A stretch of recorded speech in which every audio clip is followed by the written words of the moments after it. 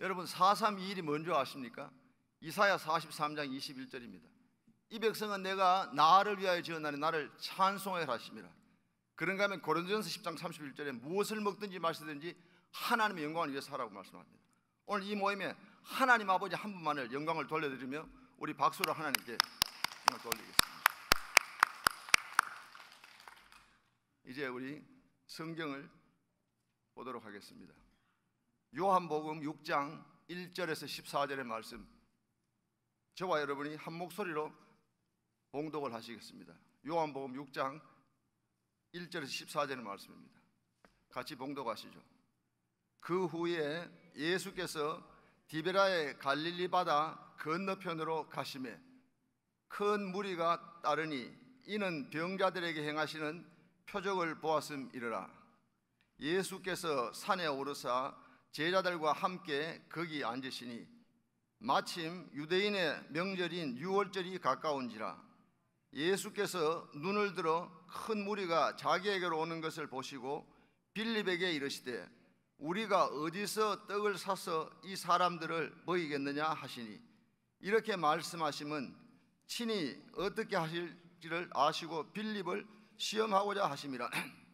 빌립이 대답하되 각 사람으로 조금씩 받게 할지라도 200데나리온의 떡이 부족하리이다. 제자 중 하나 곧 시몬 베드로의 형제 안드레가 예수께 여짜오되 여기 한 아이가 있어 보리떡 5개와 물고기 2마리를 가지고 있나이다. 그러나 그것이 이 많은 사람에게 얼마나 되겠삼나이까. 예수께서 이르시되 이 사람들로 앉게 하라 하시니 그곳에 잔디가 많은지라 사람들이 앉으니 수가 5,000명쯤 되더라.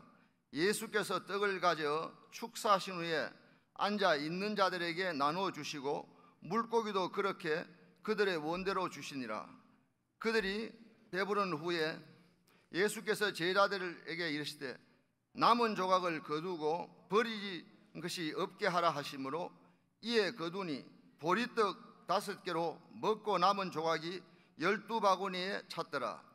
그 사람들이 예수께서 행하신 이 표적을 보고 말하되 이는 참으로 세상에 오실 그 선지자라 하더라.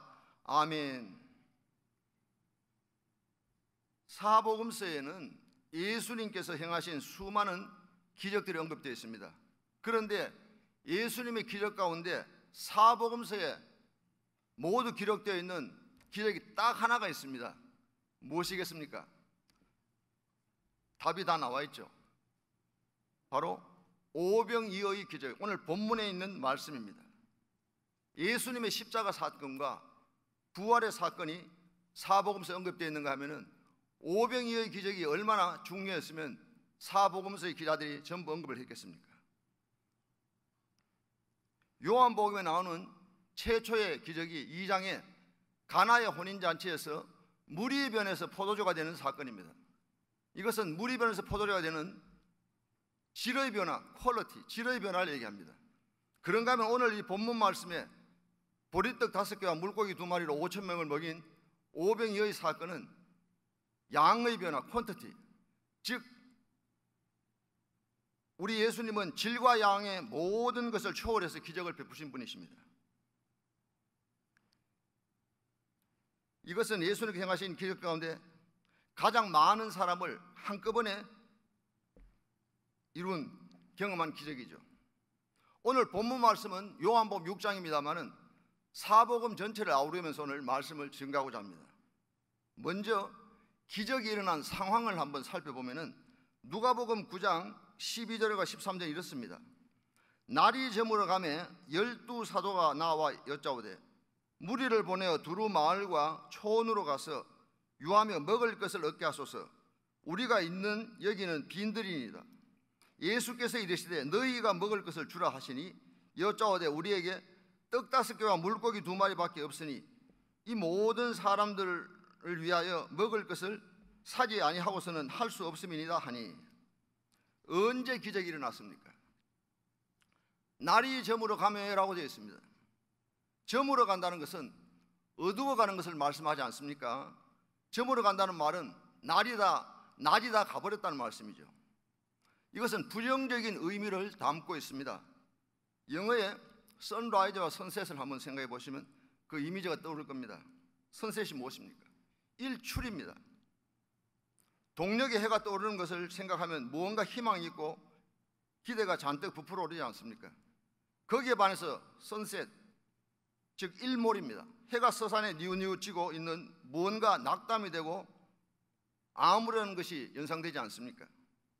날이 저문다는 것은 사람의 생각으로는 희망이 없고 다 틀렸다고 생각할 바로 그때라는 말씀이에요. 그때 기적이 일어난다는 말씀입니다. 우리가 성경을 보면 기적은 저물 때, 희망이 사라진 그때 일어났습니다. 홍해가 갈라진 기적도 앞에는 홍해가 있고 뒤에는 애굽의 왕 바로 군사가 쳐들어옵니다. 문자 그대로 진퇴양난이라는 것.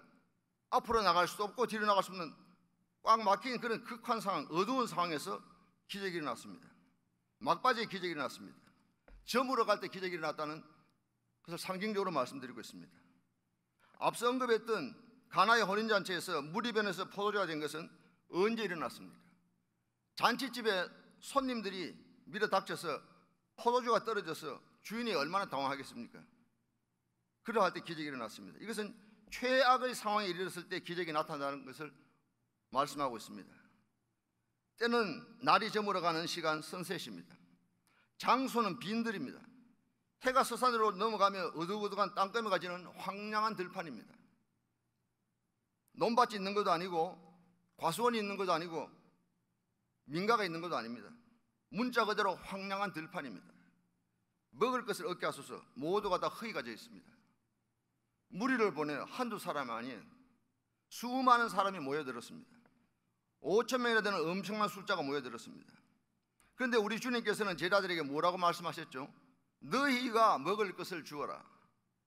예수님께서 제자들이 그럴 만한 능력이 없다는 사실을 모르고 계셨을까요?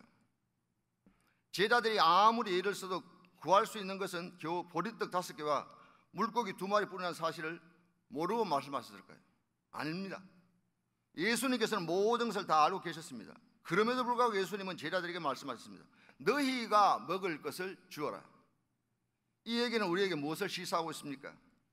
제자들이 할 수 없다고 생각한 바로 그때야, 도저히 인간의 힘으로는 어찌할 수 없다고 판단한 바로 그때에 하나님의 역사가 시작된다는 말씀이에요.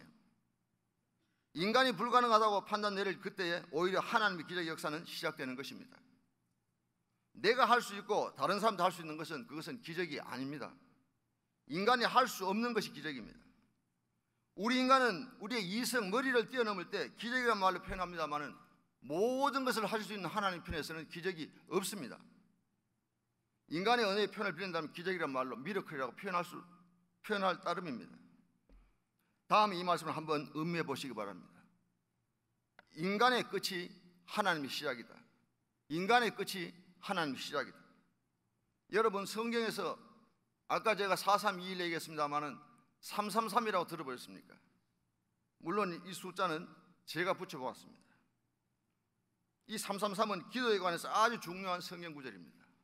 예레미야 33장 3절입니다. 우리 같이 한번 읽을까요? 자막이 나올 것 같은데요. 같이 한번 읽읍시다. 너는 내게 부르짖으라. 내가 내게 응답하겠고 내가 알지 못하는 크고 은밀한 일을 내게 보이리라. 333입니다. 자, 그런데 이 예레미야 33장 3절도 중요합니다만은 앞장이 더욱더 중요합니다. 왜 그렇습니까? 우리가 은행에 론, 융자를 받을 때 크레딧, 신용이 좋은 사람은 이자가 쌉니다. 그러나 신용이 나쁜 사람은 이자가 비쌀 뿐만 아니라 아주 나쁘면 론을 해주지 않습니다. 누가 부르짖으라고요? 33장 2절에 누가 부르짖습니까? 우리 하나님이 말씀하십니다. 같이 읽죠. 이 일을 행하시는 여호와, 그것을 만들어 성취하시는 여호와, 그의 이름을 여호와라 하는 이가 이와 같이 이르시도다. 그리고 3절에 나오죠. 너는 내게 부르짖으라. 내가 내게 응답하였고 내가 알지 못하는 크고 은밀한 일을 내게 보였다. 올마이티가 전능하신 하나님 아버지 그분께서 저와 여러분을 향해서 부르짖으라고 말씀합니다. 응답해 주시겠다는 거예요. 고린도후서 1장 8절 9절의 말씀인데요. 형제들아, 우리가 아시아에서 당한 환난을 너희가 모르기를 원하지 아니하노니 힘에 겹도록 심한 고난을 당하여 살 소망까지 끊어지고 우리는 우리 자신의 사형 선고를 받은 줄 알았으니 이는 우리로 자기를 의지하지 말고 오직 죽은 자를 다시 살리시는 하나님만 의지하게 하심이라. 우리가 살아가다 보면 우리의 마음이 빈들처럼 텅 빈 것 같은 느낌이 올 때가 있습니다. 가지고 있는 돈은 떨어지고 사귀는 친구는 다 내 곁을 떠나가고 그럴 때 말입니다. 세상에 의지할 곳이라고는 아무 데도 없는 암담한 심정이 될 때가 있습니다. 그러나 낙심할 필요가 없습니다. 바로 이때 오병이어의 하나님의 기적은 시작되기 때문입니다. 아마 여러분 이 성경 이 찬송가 구절 잘 아실 거예요. 이 세상의 친구들 나를 버려도 나를 사랑하느니 예수뿐일세. 예수 내 친구 날 버리지 않네. 온 천지는 변해도 날 버리지 않네. 검은 구름 덮이고 광풍 일어도 예수 나의 힘 되시니 겁낼 것 없네. 괴로운 일 당해도 낙심 말아라. 영원한 주 능력 나를 붙드네. 예수 내 친구 날 버리지 않네. 온 천지는 변해도 날 버리지 않네. 이민광야의 삶을 살아가시는 성도님들 지금 힘이 드시죠? 어려우시죠? 코로나 팬데믹으로 인해 경제적이든 심적이든 영적으로 삶이 팍팍하지 않습니까? 이러한 때 우리 주님 말씀하십니다. 요한복음 14장 18절에 내가 너희를 고아와 같이 버리지 아니하고 너희에게 오리라.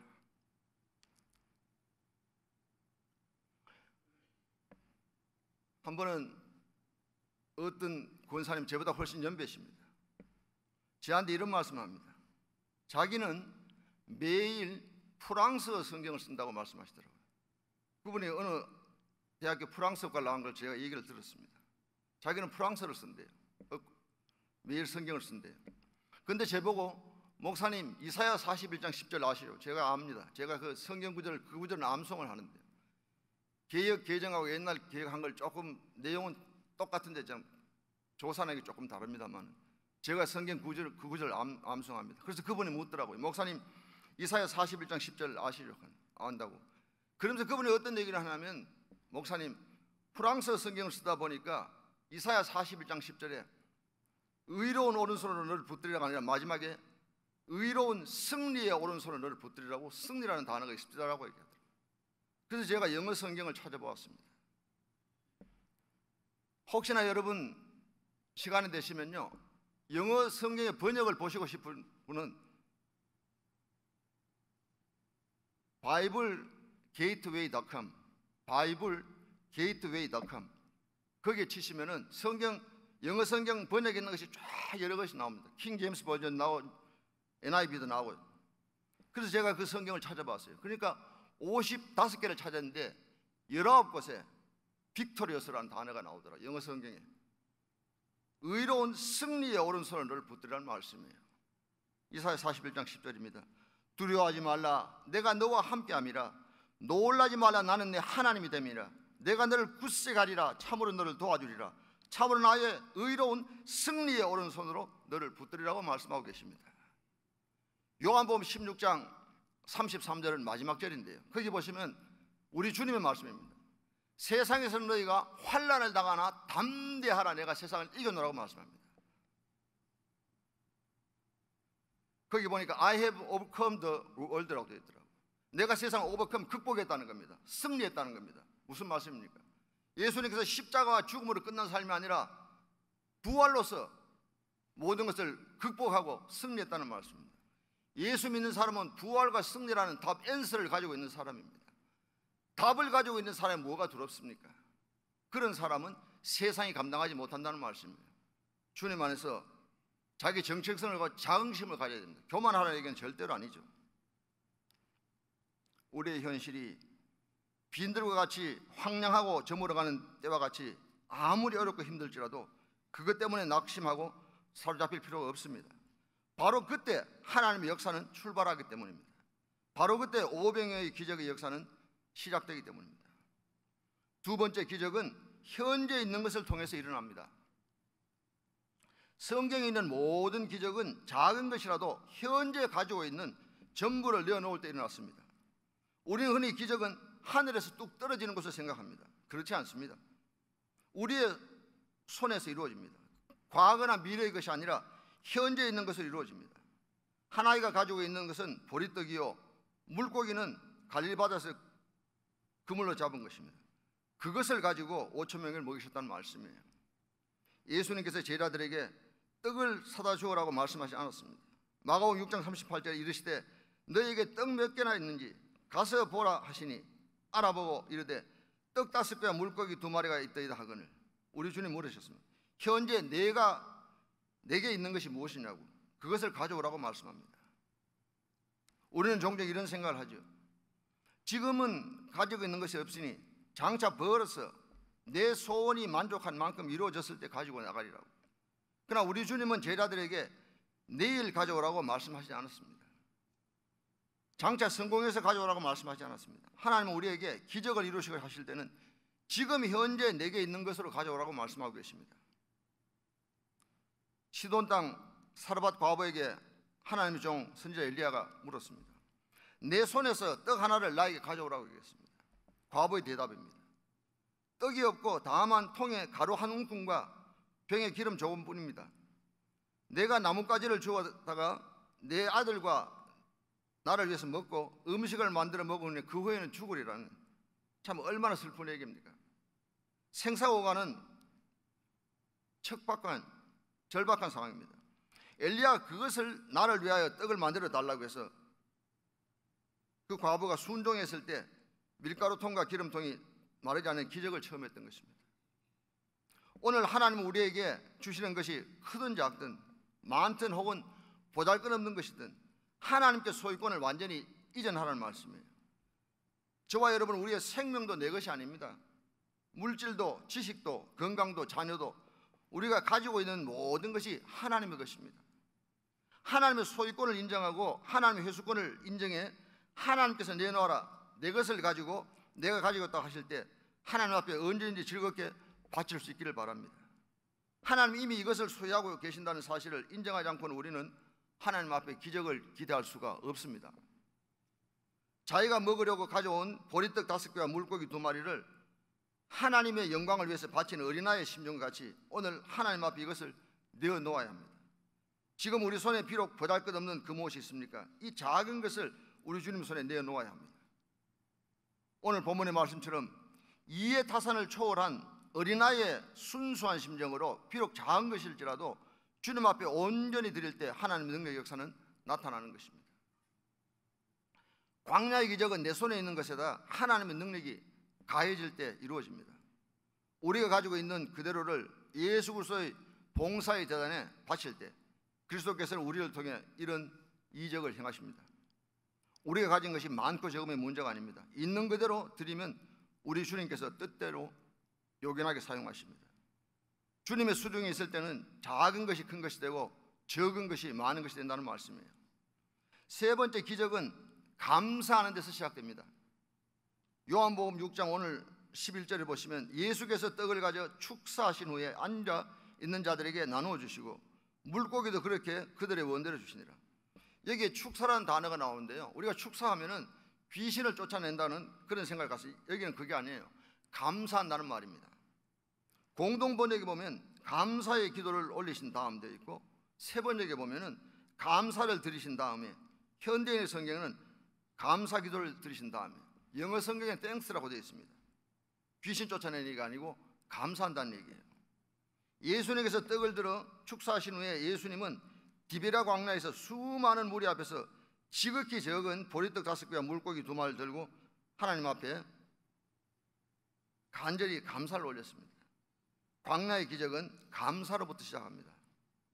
이민 광야의 삶을 통과하시는 성도님들, 지금 나의 생활이 나의 길을 찾지 못하고 방황하고 있으며 온갖 흑암과 공허와 혼돈이 나를 둘러싸고 팬데믹으로 말하면 숨이 콱콱 막히고 답답한 환경에 몸부림치고 있지는 않습니까? 그래도 하나님께 감사하십시오. 거기에 기적이 난다는 말씀이에요. 마침내 내 가슴에 하늘의 반짝이는 광명이 비춰올 것입니다. 여러분, 믿는 사람과 믿지 않는 사람의 차이가 무엇이겠습니까? 믿지 않는 사람은 동굴 속에 갇혔다고 생각하고 그래서 헤어나오지 못합니다. 그러나 우리 예수 믿는 사람은 동굴 속에 갇힌 존재가 아니라 터널을 통과하는 존재입니다. 터널 끝에는 반드시 빛이 있다는 말씀입니다. 우리 주님이 기다리신다는 말씀이에요. 감사와 불평은 선택의 의지에 달려 있습니다. 감사할 조건이 수룩해도 감사하지 않고 불평하기로 작정하면 얼마든지 불평할 조건이 차고 넘칩니다. 원망스럽습니다. 그래서 괴로워도 감사하겠다 결심하면 감사할 조건을 찾을 수 있습니다. 감사하든지 불평하든지 그것은 우리의 자유입니다. 그러나 그 결과는 또한 우리의 몫이라는 말씀이에요. 마태복음 25장 29절에 무릇 있는 자는 받아 풍족하게 되고 없는 자는 그 있는 것까지 빼앗기리라. 지금 우리들이 지극히 작은 것이라도 감사하는 믿음이 있다면 그 감사 위에 기적적인 축복이 임할 것입니다. 감사함으로 기적을 이룬 하나님의 사람을 생각해 보십시오. 다니엘이 그렇지 않습니까? 사자굴 속에 죽임을 당한 그런 상황입니다. 그래도 어땠습니까? 자기 집에서 들어가서 그 밤에 예루살렘 향해 열린 창에서 전에 행하던 대로 하루 3번씩 무릎 꿇고 하나님께 기도하며 하나님께 감사했다고 말씀합니다. 결과적으로 사자굴에서 건짐을 받은 기적을 체험했습니다. 사랑하는 성도님들, 환경이 답답하십니까? 사슬에 얽매여 있습니까? 특별히 한 번도 경험하지 못한 코로나 팬데믹의 그늘에 억눌려 있습니까? 그래도 감사하십시오. 예수님은 나사로의 무덤에서도 하나님께 우러러 감사함으로 나사로가 살아나는 기적을 베다니에서 나타냈습니다. 시인 T.S. 엘리엇은 그에 대해서 황무지에서 이런 얘기를 합니다. 현대인은 텅 빈 사람이요 동시에 가득 찬 사람이라고. 무엇이 텅 비었냐면 믿음과 소망과 그리고 감사가 텅텅 비어 있다는 겁니다. 그는 없어야 할 죄와 시기와 미움과 질투와 교만과 욕심과 불평, 불만, 원망으로 가득 차 있다는 말씀입니다. 그것이 현대인의 모습이라는 겁니다. 지금은 고인이 되었습니다마는 일본의 기업가 내셔널과 파나소닉의 창업자 마스시다 고노스케라는 분이 자수성가한 사학가로 잘 알려진 인물입니다. 그는 집안의 몰락으로 인하여 초등학교 4학년을 중퇴하고 자전거포 점원으로 일을 하면서 사회생활을 익혀나갔습니다. 그는 생존 경쟁이 치열한 살벌한 세상을 온몸으로 부딪히며 배워가면서 마침내 산하 570개의 기업체와 13만 명의 종업원을 거느리는 대기업의 총수가 되었습니다. 그는 자신의 성공 비결을 묻는 사람들에게 다음과 같은 3가지를 얘기했다고 합니다. 가난과 허약한 몸과 못 배운 것이라는 겁니다. 전부 악조건이죠. 세상 사람들이 말하는 흙수저 중에 흙수저입니다. 그는 이런 것들을 불평의 조건으로 받아들이는 것이 아니라 감사의 조건으로 받아들였습니다.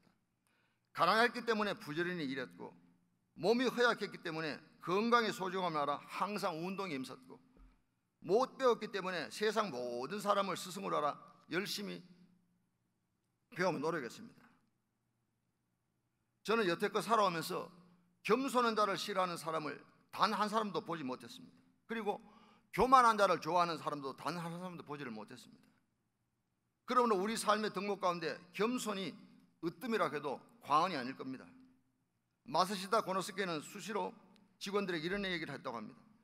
감옥과 수도원의 차이가 있다면 불평하느냐 감사하느냐 하는 것뿐이다. 감옥이라도 감사하면 수도원이 될 수 있다고 늘 긍정적인 생각을 직원들에게 불어넣었습니다. 중요한 것은 감사하면 감사하는 일이 많아지고 불평하면 불평한 일이 많아지죠. 이건 제가 생각해서 만들어 본 말인데 여러분 한번 수긍이 가는지 모르겠습니다. 감사는 구멍을 파는 것과 같다.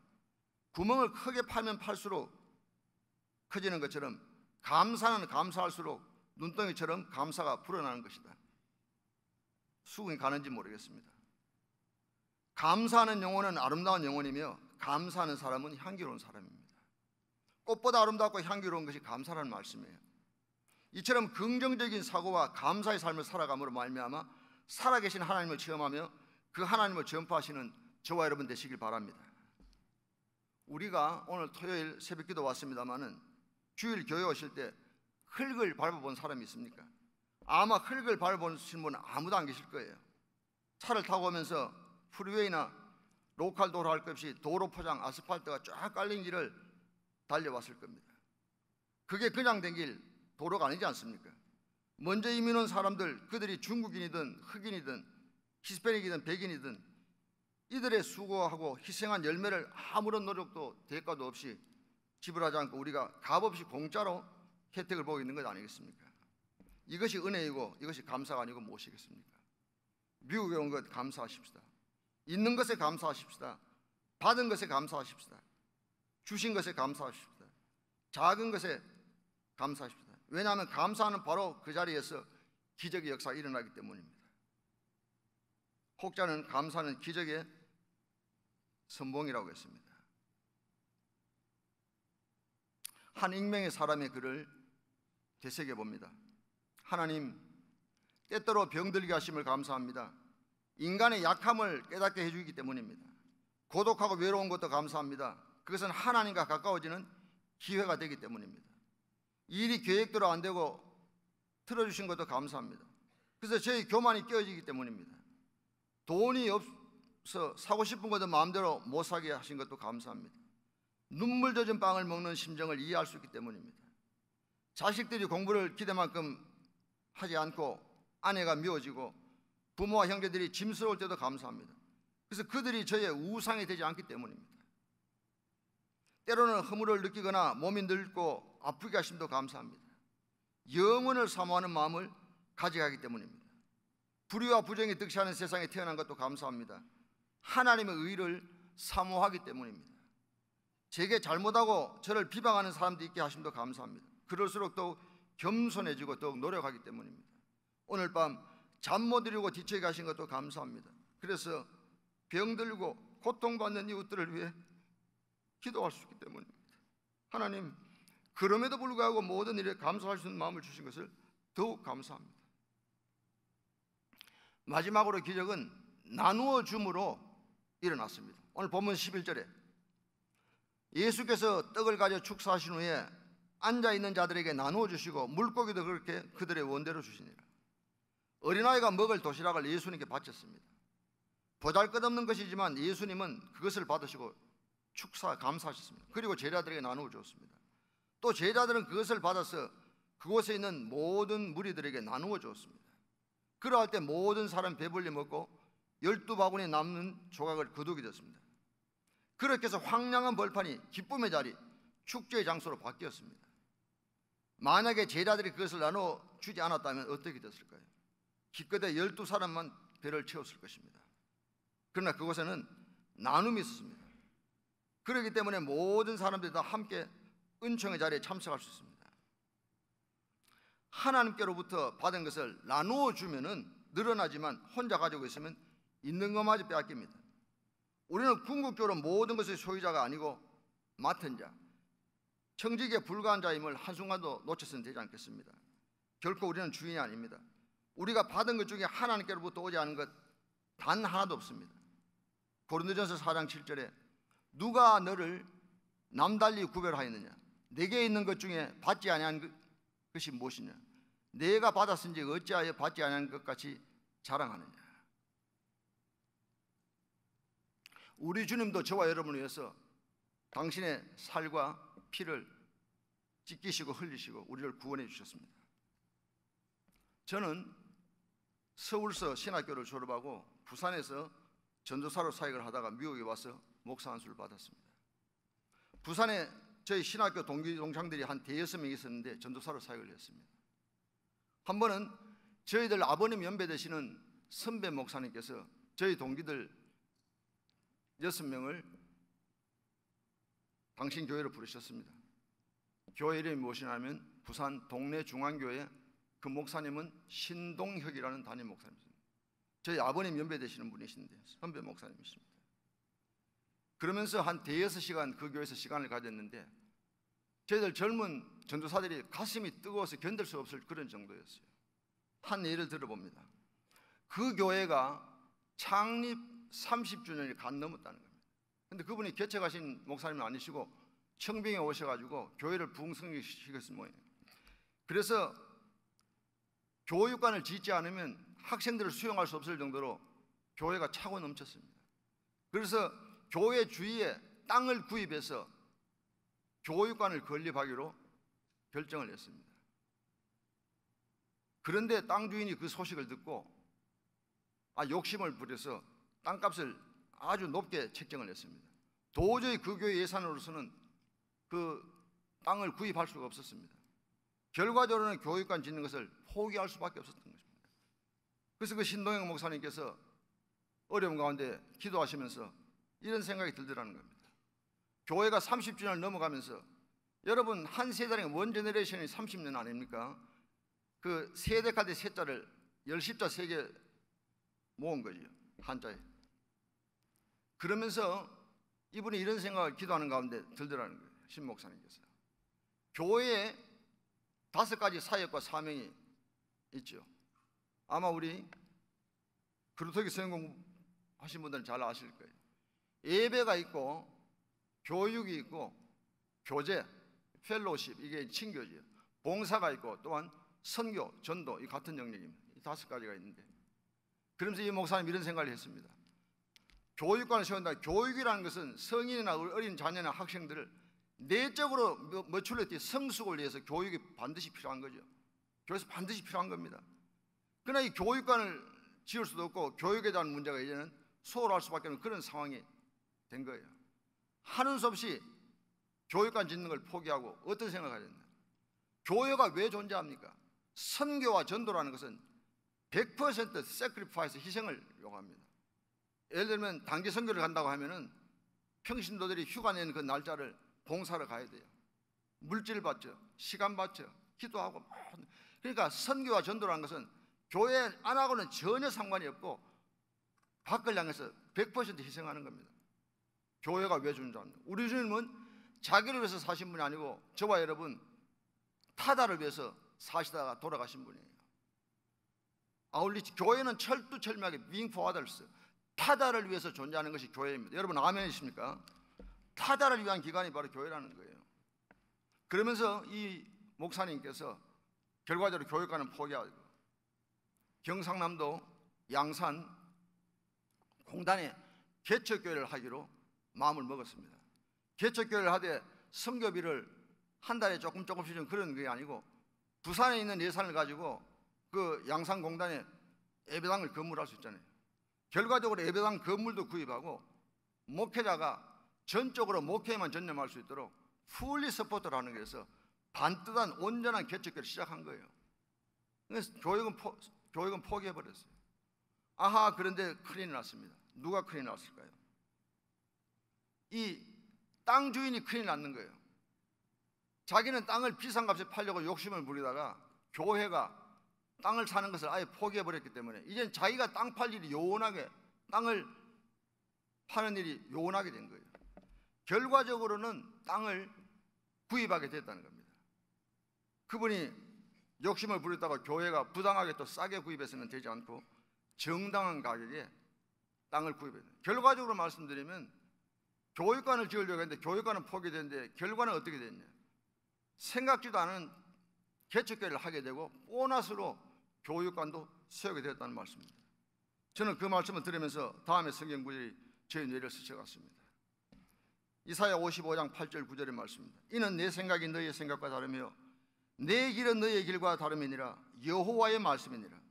이는 하늘이 땅보다 높음 같이 내 길은 너희의 길보다 높으며 내 생각은 너희의 생각보다 높음이니라. 누가복음 6장 38절입니다. 주라 그리하면 너희에게 줄 것이니 곧 후히 되어 누르고 흔들어 넘치도록 하여 너희에게 안겨주리라.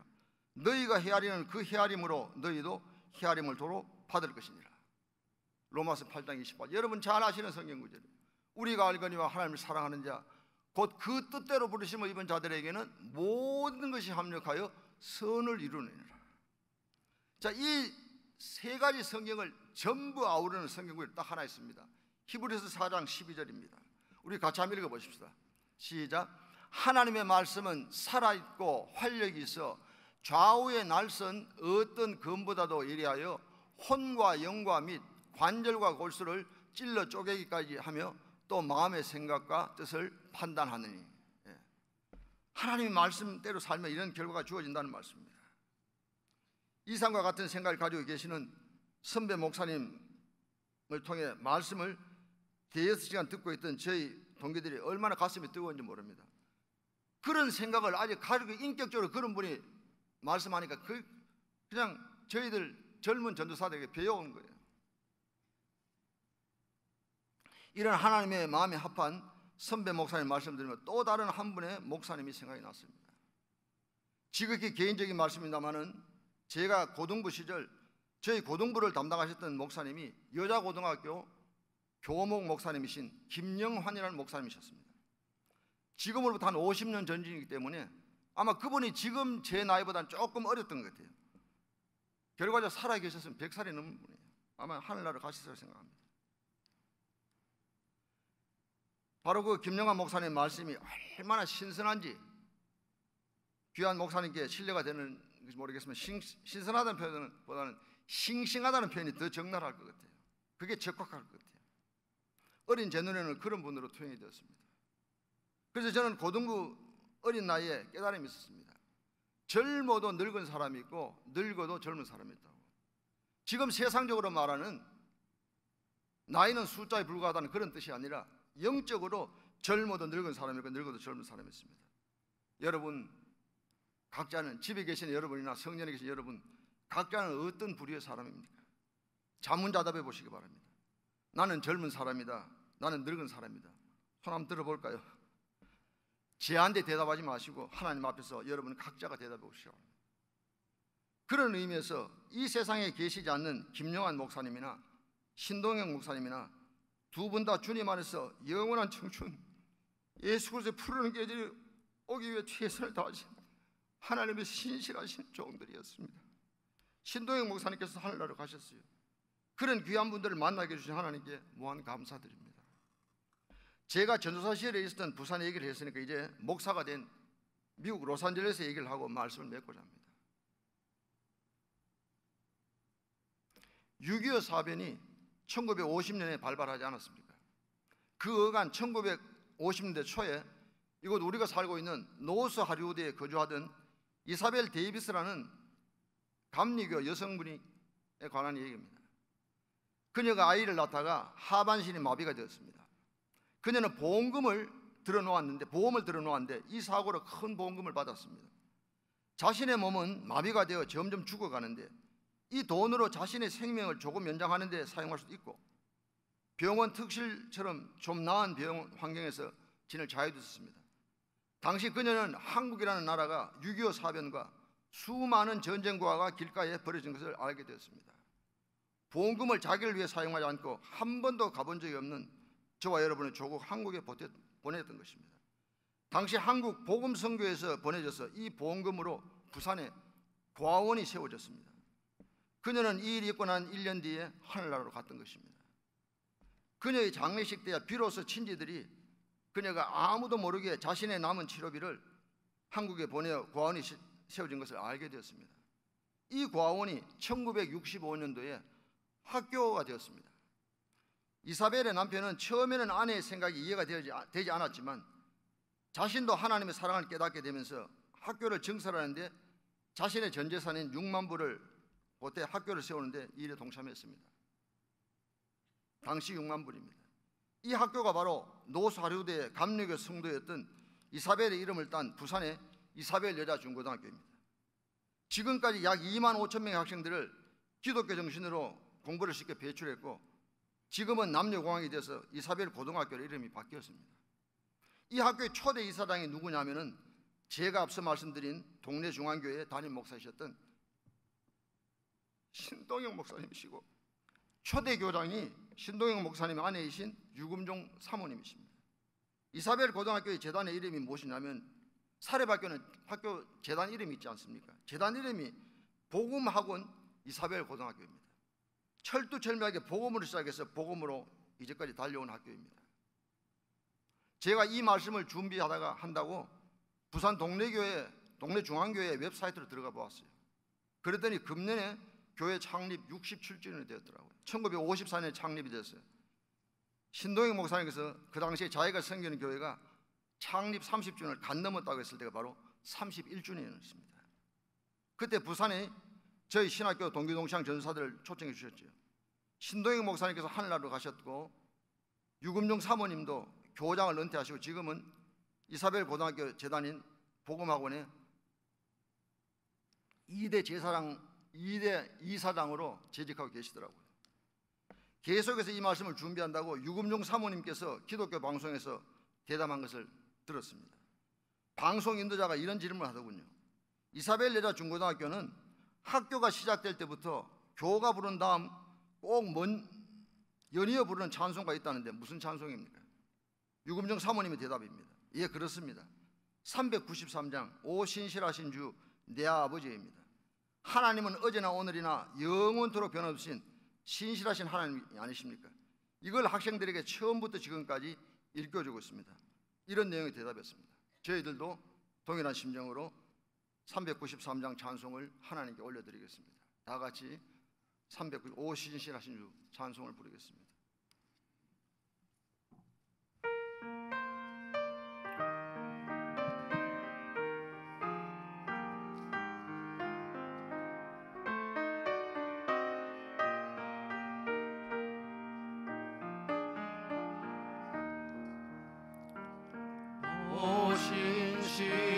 신실하신 주 내 아버지여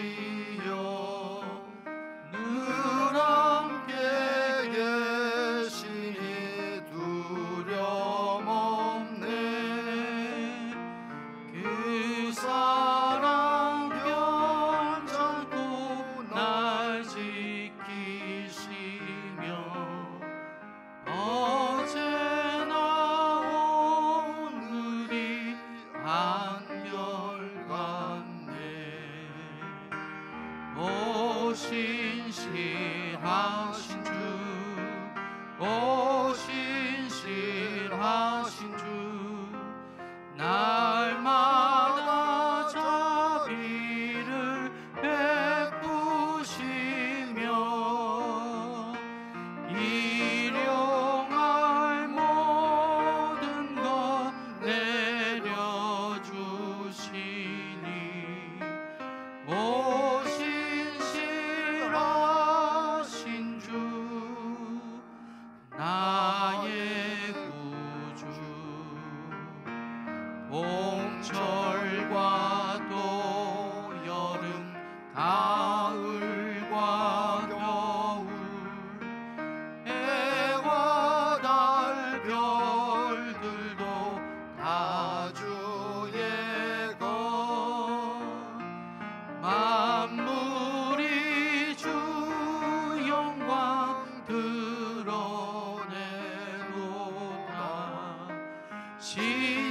신실한 주 사랑 나타내네.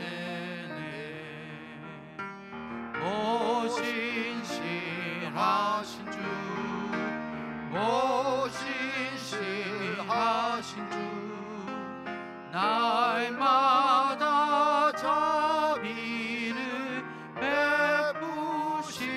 베푸시며 일용할 모든 것 내려주시니 오 신실하신 주 나의 구주. 내 죄를 사하여 안위하시고 주 친히 오셔서 인도하네. 오늘의 힘 되고 내일의 소망 주만이 만복을 내리시네. 오 신실하신 주, 오 신실하신 주, 날마다 자비를 베푸시며 일용할 모든 것 내려주시니 오 신실하신 주 나의 구주.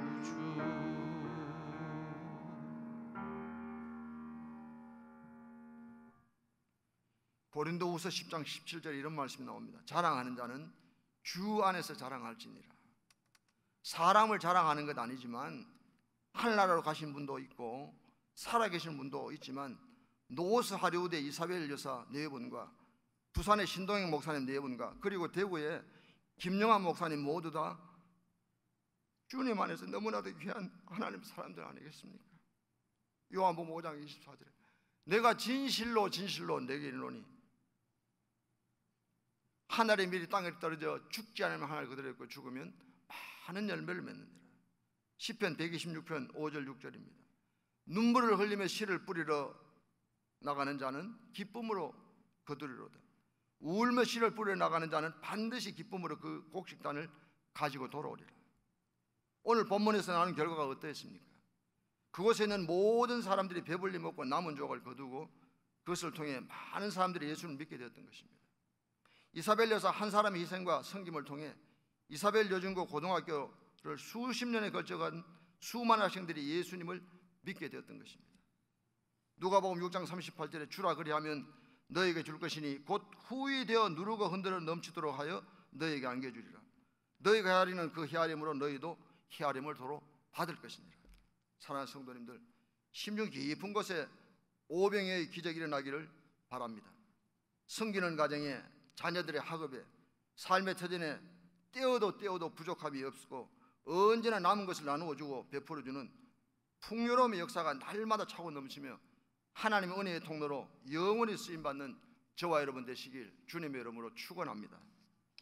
우리 다 같이 기도드리겠습니다.